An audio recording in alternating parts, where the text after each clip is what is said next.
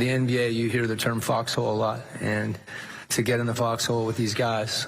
And I think those things have the opportunity to really accelerate the building of relationships. You're faced with adversity, and you go through it together collectively. And I didn't want to wait until next year to do that. I felt like that was something that it just made sense to me to begin now. All right, the Hawks, I mean, this organization has been going through it this year. They had a lot of personnel turnover. Then you get rid of Nate McMillan. There's the drama with Trae Young here. So Quin Snyder, he has a tall task, but what should be the first thing that he should address as the head coach? It has to be Trae Young, right? Your superstar. And I think that Quin Snyder, he seems to me like a no-nonsense guy, right? A guy that can come in and with that 5-year deal, I think the organization is proving that we are backing you. We're right behind you. And so that sends a message throughout the team. And it starts with Trae Young to make sure that he can feel comfortable with that 5-year deal so he can redirect and really get the best out of Trae Young. Everybody talks about him as the guy who can get the best out of his players. So that's what the Hawks are looking for him to do. I definitely have that conversation with Trae Young and say, hey, man, I'm going to be here for a while.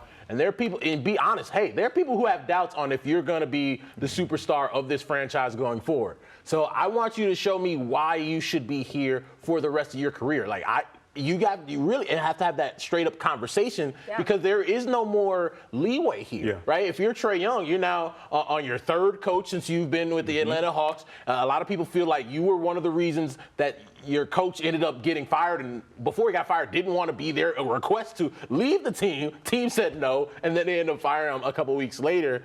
I think you have to have that real conversation with your superstar talent.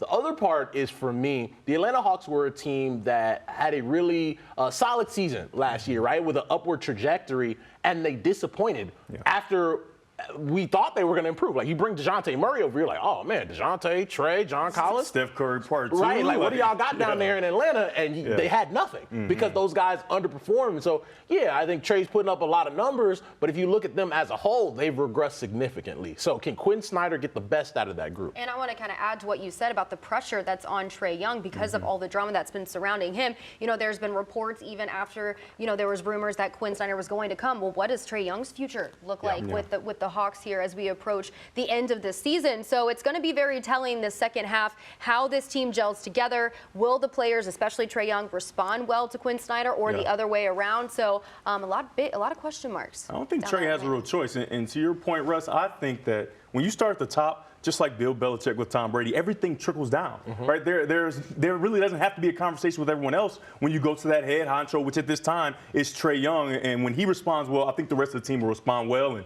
hopefully they can get back on the winning track.